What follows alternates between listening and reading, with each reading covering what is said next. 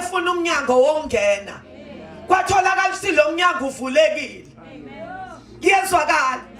So ke uEva bazalwane wathatha i-decision emva kokuba exoxe nenyoka wangaya ngisho emyenini ukuthi mhlambe athi myeni wami kahle kahle uNkulunkulu utheni ngoba sengiconfused.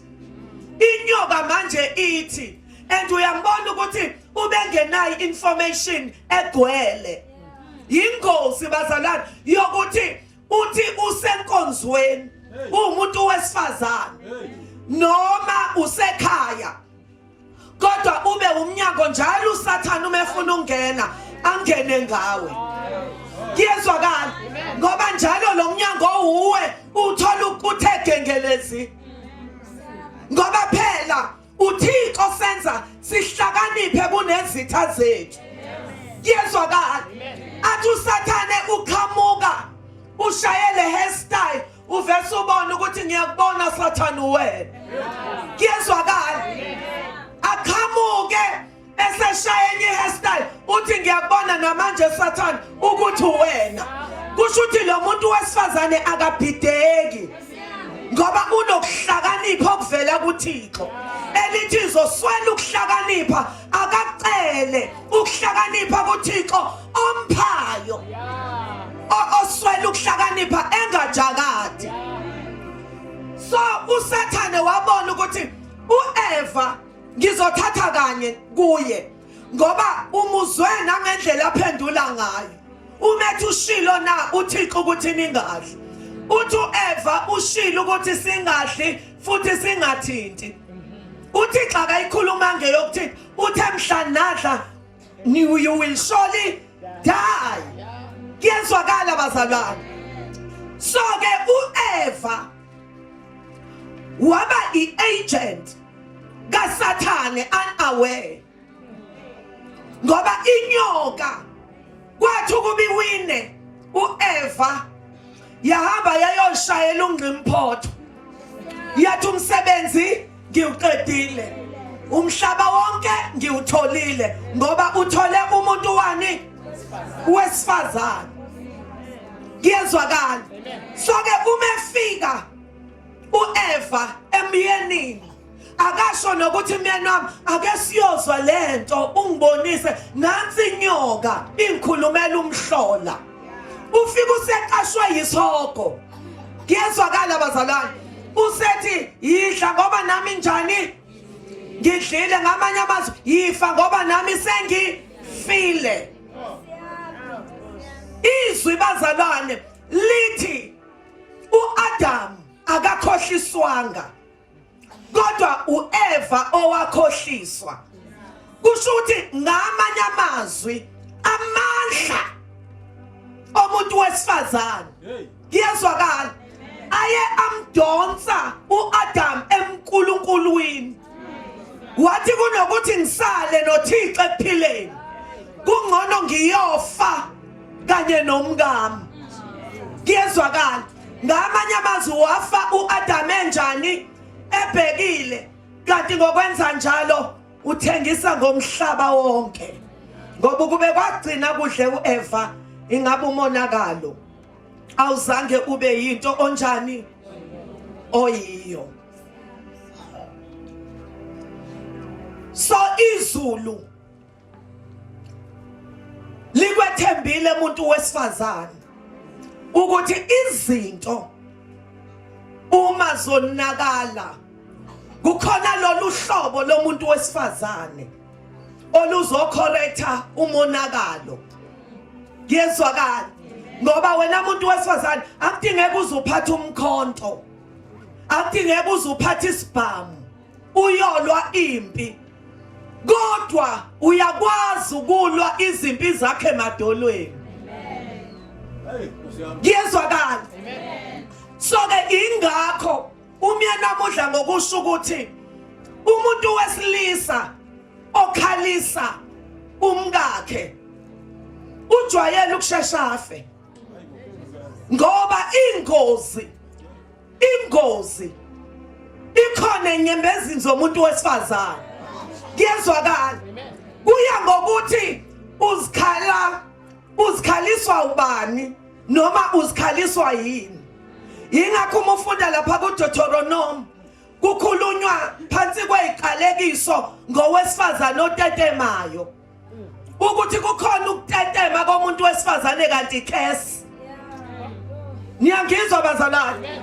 Umuntu wesifazane ohlala ebihlika nje kancane kancane useyakhala acabange nokuthi umyeni wakhe uzomgoba ngenyembezi. Kuyezwakala owesifazane nje otetemayo. Nami ngumuntu wesifazane nje, umuntu wesifazane nje otetemayo. Ngoba ngeke ungatetemi uma ungenalo igumbi la ukhala khona. Kuyezwakala uthola ukuthi lo muntu wesifazane ukhala endaweni wrong ngoba kanayo indawo eyisitha akhala kuyo. Kuyezwakala uthola ukuthi umyeni mhlambe kusanda ukushada uzoqala kubekezelele lokutetema kwakho. Kodwa kuhambe kufike la inkomishi njani igcwala khona. Kwesinye isikhathi kuze kutatazela abaseceleni bathi awumboni nje awumboni ukuthi uyakhala. Athi hayi umthetho wakho uyatetema. Kusho ukuthi akusathi shu. Ingakho ngihlale ngisho ngithi mina nganquma ngingena emshadweni ukuthi angisoze ngisho ngathiwa sinoba amahlaba mhlambe asibonanga ngeselodwa ngibaleke ngigoduke ngekhaya. Ngoba yes I understand uzolokho engilandela ngoba ngazi ukuthi unjani uyangithanda. Ngiyokwazi ngani la kanti ngihamba nje inkomishi isigcwele.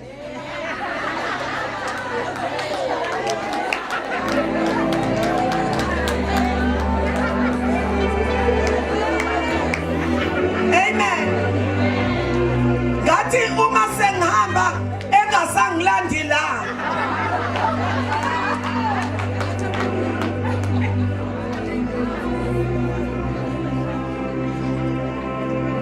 Yingakho thina abantu besifazane izimpi zethu kukhona indlela esizilwa ngayo. Ayikho edlula kulo emadolweni. Glory to Jesus. Hallelujah. Noma owesifazane uyisingle parent uthi ukhuluma nengane kubonakala ukuthi siyabhonga manje. Nawe usuyayesaba. Asikho isidingo sokuthi uzufuna ikhehlana elizokusiza ingane isabe izwi lomuntu wesilisa. Kuyezwakala. Uma umuntu wesifazane owazana noThixo esikhundleni sokufuna ikhehlana yenyuka ama-steppies uyakamelana liphezulu. Glory to Jesus. Ufika umuntu iqithi umntwana wakhe ekamelene liphezulu. Uyamkhumbula umshunamikazi ngenkathi ingane yakhe isifile evele ngekamela eliphezulu alakhela umuntu kaThixo. Zithe izinto uma sezonakala. Oh hallelujah. Lo mama wambono. Glory to Jesus. Abona izinto ezingabona abanye abantu besifazane. Wathemiyani inceku ayingibophele sihambe siye emntwini kaThixo. Wathi umyeni wakhe athi uyokwenzani ngoba lokwethwasa alikakafiki. Lo mama wathi mana uyayazi into ayenzayo. Glory to Jesus. Ngoba unemfihlo ngenxa yekamela eliphezulu. Ngimthanda lo mama. Uma sefika esondele emntwini kaThixo umuntu kaNkulunkulu uthumela uGehazi uthi hamba umbuze lo mama ukuthi usahlezi kahle emzini wakhe, hlezi kahle nendoda yakhe, uhlezi kahle nomntwana wakhe, ushiye isidumbu. Kuyezwakala bazalwane. Kodwa ngenxa yokuthi ushiye enkamelweni eliphezulu uzwa indlela aphendula ngayo. Kuyezwakala bazalwane. Uthi all is well. Kodwa ushiye isidumbu. Kodwa uma ungenalo ikamela zakho zaziwa omakhelwane bonke.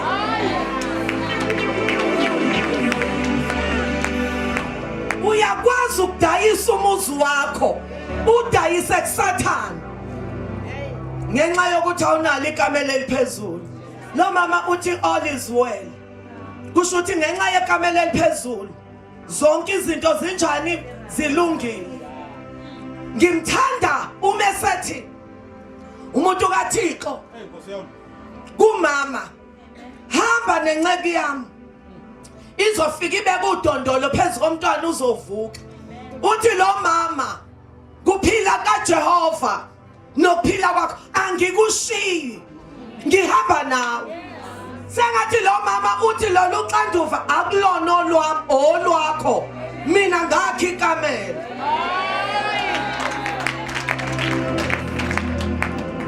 Umefika lo mama efika hey my God, efika nomuntu kaThixo benyuka baye ekameleni eliphezulu. Lo mama uyaphuma uyavala uthi qhude manikiniki mnika isongo lakhe kuzobonakala egoba amadolo. Niyangizwa bazalwane?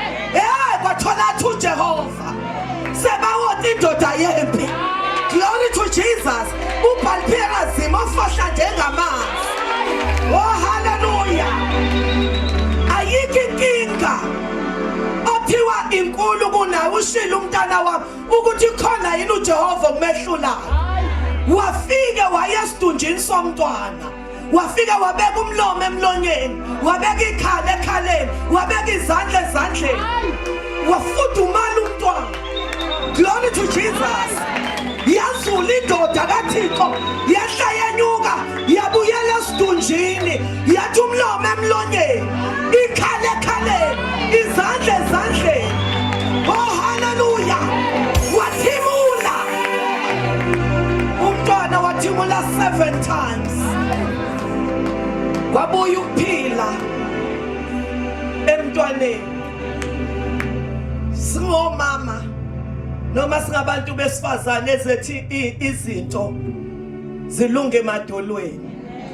Bantu besifazane abazoletha isibusiso kuma families. Abantu besifazane abazoletha isibusiso kwisizwe. Abantu besifazane abakwazi ukukhihla isililo. Bangasikhihli komakhelwane. Ungasikhihli nasemyenini. Niyangizwa bazalwane? Njengomsizi leli gama elithi umsizi lithi Ezer. Igama bazalwane elichaza umuntu wesifazane umethi ngizokwenzela umsizi onje ngawe.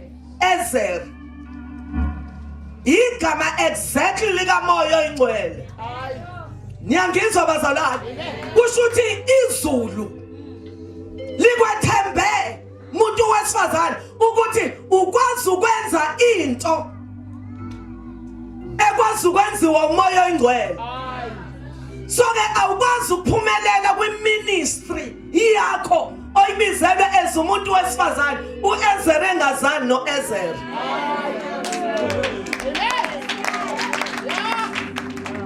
Kuyezwakala? Uma umuntu wesifazane sephela ithemba bethi abantu uzokwenza njani, uthi le ngihamba naye ungenza ngingene la ngingangenwa khona, ngiphume la ngingaphunywa khona. Ayikho into eyinkinga njengomuntu wesifazane ongahambi noNawomi. Aningizwa? uNawomi wethu uMoya Oyingcwele. Glory to Jesus. Ngoba asikwazi ukuya eBethlehem eJuda singahambi noNawomi. Oh hallelujah. Ngoba uNawomi uyayazi indlela. Ngoba njengoba siya khona ngihamba naye yingoba uvela khona. And into ezongisiza ukuthi mina Ruth, ngoba leli gama elithi Ruth lisho a friend, ngibe umngani kaNawomi. ngilalela ama-instructions akhe. Ezinye izinto ngizenze noma ngingazi understand. Kwesinye isikhathi makoti kuze khuluma amakoti abangangawe. Bathi lezi zinto abashoyo mama Hlaba kwakwenza isikhathi sabo nothi manje. Kodwa ngenxa yokuthi haleluya. Udlule ngumama Hlaba wabheka umoya oyingcwele lo wazana naye wena uwedwa. Ukwenza understand izinto zakamoya. Kodwa uma ungazani nomoya oyingcwele umuntu wesifazane ungenaye umsizi, wena njengomsizi uzoba nenkinga. Ngoba noma ngafika kuthi wemntanami ivesi lithi uthi anginandaba na vesi, ngifuna mina kulunga izinto. Kuyezwakala. Akekho umuntu wesifazane oyinkinga njengomuntu wesifazane ongazani nomoya oyingcwele. Into eyenza ukuthi uEsther abe successful ngaleya ndlela asindise isizwe sakwaJuda senze kwasayina ngisho inkosi ukuthi sizobulawa. Kodwa ngenxa yokuthi uyazi ukuthi izinto zami, glory to Jesus, zilunge madolweni. Wathi ngithumeleleni esizweni ukuthi singene emthandazweni for 3 days, nami namantombazana ami sizongena. Glory to Jesus. Sasinda isizwe sekusayine ngisho inkosi. Uma inkosi sistempe ngering yayo kwachaza ukuthi nayo ayisenamandla okujika, kodwa umthandazo wakwazi ukushintsha izinto. Isecret yale ntombazane ikhuliswe ukhazini. There was no mother figure. Khuliswa umuntu wesilisa. Ngike ngiyibuza ukuthi kwakwenzakalani mhla uRuth esendaweni abesifazane wamthinta wathina uMordekhai. Kodwa le ntombazane ngoba umuntu one future right umbona indlela enza ngayo izinto. Kuyezwakala. Phela ingakho lithi izwi likaThixo ofumene umfazi alisho ukuthi ofumene intombazane. Lithi ofumene umfazi ngenkathi nje uyintombazane uAsharisha uweshiphe ebandleni already umfazi. Hey abanye abeso niyangizwa bazalwane. Kusho ukuthi indlela owenza ngayo phila ngayo. Uthi umamdala ehlezi lapha phansi athi nangu umfazi. Awuqala ukuba umfazi usushadile. Kuyezwakala. Ufunyanwa vesi usunjani usuwumfazi unama qualities obufazi. Ngoba ngenkathi ubaba wakhe ethi mntanami kade ngicelile ukuthi ungayinele ishethi lami namanje awukakali ayini. Lethi siyashela ukuthi kusasa kuzobe khala umyeni wakho.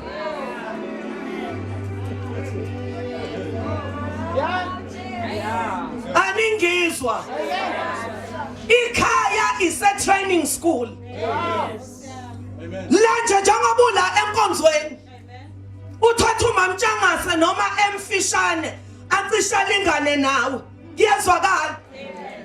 Kodwa ukwazi lokho ukuthi she's my mother. Uma ekuthethisa ukuthi wenzana emva kokuba ekuthethisile ikona kuzochaza ukuthi lo mntwana idirection yakhe ibhekephi. Niyangizwa bazalwane. Ngoba ukuthi mfishane mhlawumbe ngicishe ngibe mude naye kodwa unento engenayo. Kuyezwakala. Noma kungathiwa uBamtshangase noma Mtshangase baphethe abantu abadala bodwa la endlini, kodwa akushintshi ukuthi bahomo sebenu. Hey my God. Niyangizwa bazalwane. Kukhona ulwandle ongasoze waluwela noma ufundile noma umuhle noma unemali kodwa okuvuleka kwalo kukuba mtshangazi. Niyangizwa bazalwane? Induku yayikuMose yayinganikezwanga noma ubani, yayinikeza uMose. So kuvuleka kolwandle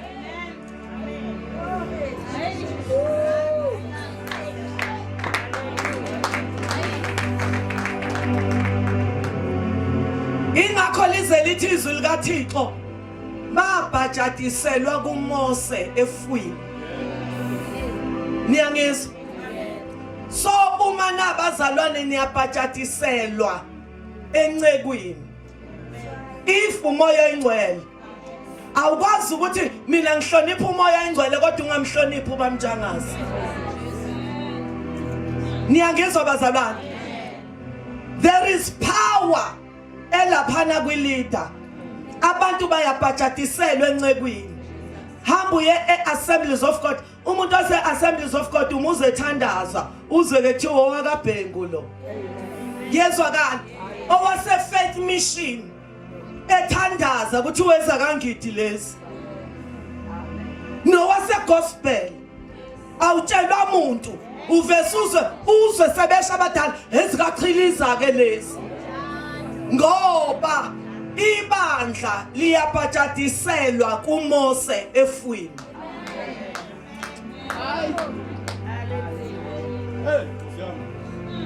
Amen.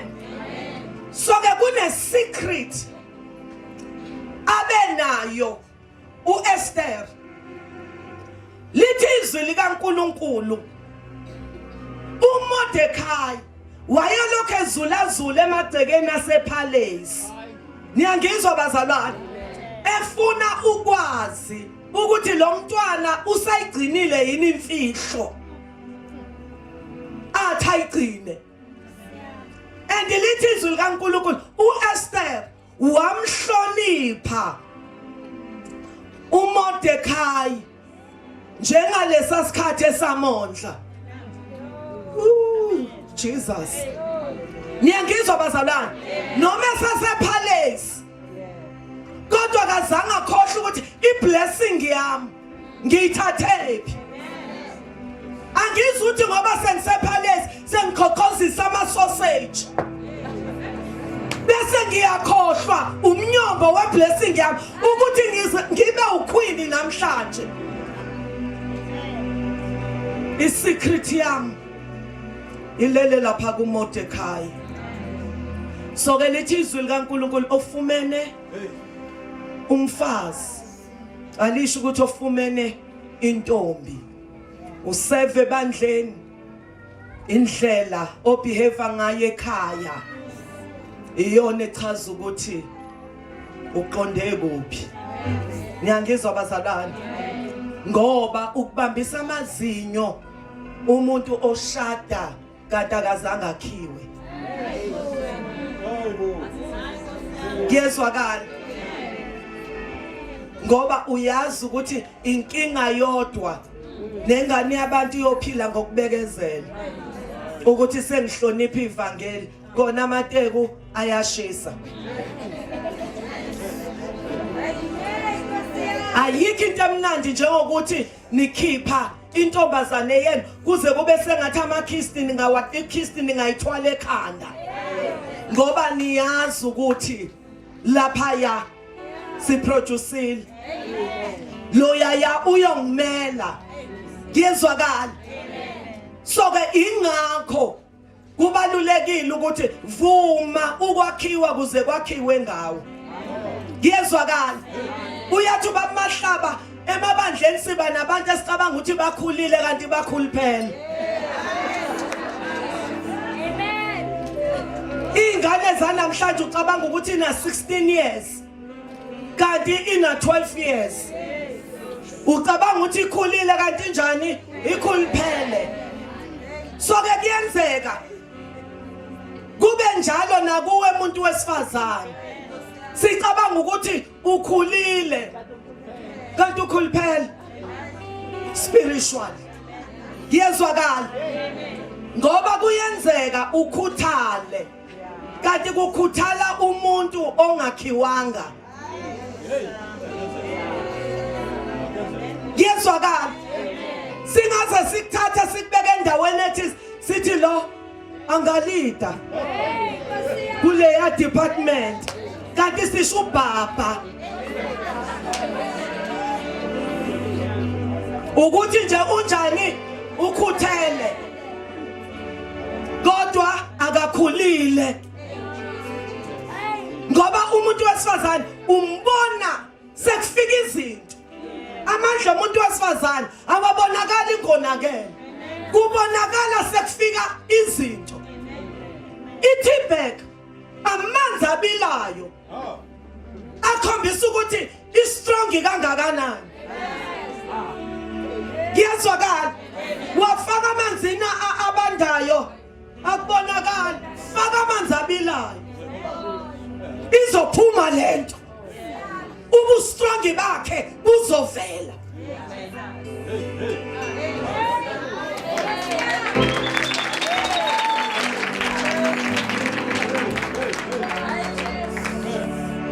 Akasizi usomandla.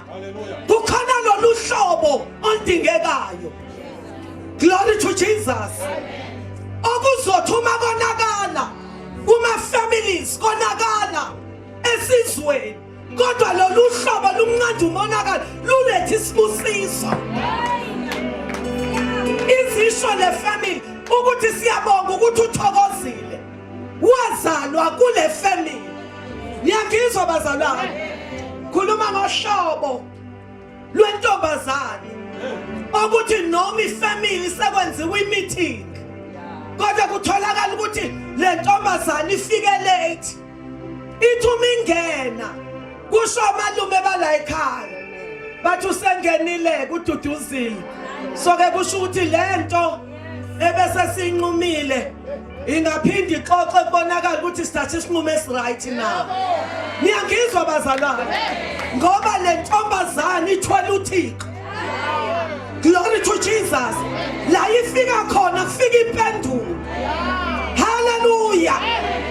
Kukhona uhlobo bazalwane oluthi uma lingena kuvese kubhocobale wonke umuntu. Uma ngena nje udala isibhocobhoco.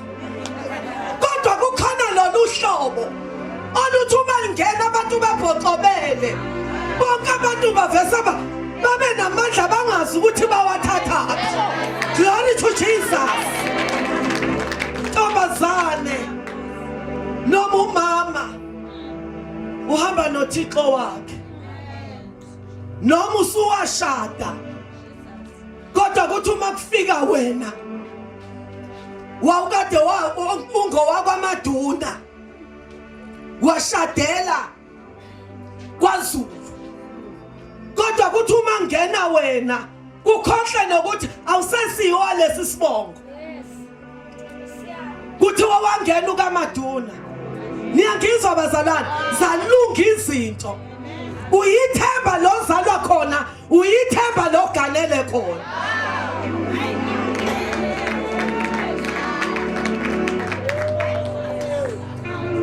Mina ngisho uhlobo olukwazi ukwenza noma umyeni akakasindiswa. Kodwa kuthi uma xoxa izinto kuthiwa kufanele kwenziwe isiko lomndeni. Umbona ubaba ediyazela ethi owami unkosikazi nina bheka umuzi nani siphiwe abenu bangawugwaya utshwala owami ngeke ningamfaka.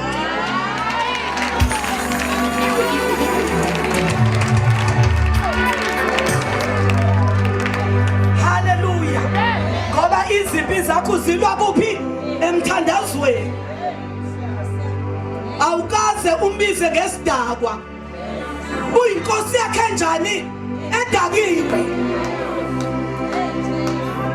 Uthi ekhuluma undodakazi ekhuluma ngevangeli likaMama esefu ubaba eseke wheelchair.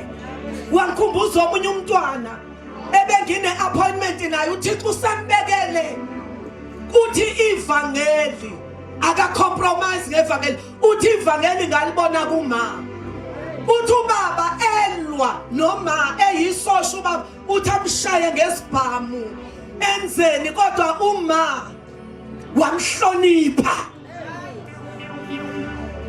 uthi ubaba esazohamba emhlabeni eseyimathi-millionaire kanti umkhulu wayeyinkosi zonke izinto washiya kubaba uthi uyacabanga isosha lizoba multi-millionaire overnight uthi wayayithatha imali ayithi ngima athi nuke kodwa ngeke uyithole uthi sihlupheka uthi uma wayeyinkosikazi yomthandazo uthi ngiyamazi ubaba emdubula kodwa inhlavu zivesezithi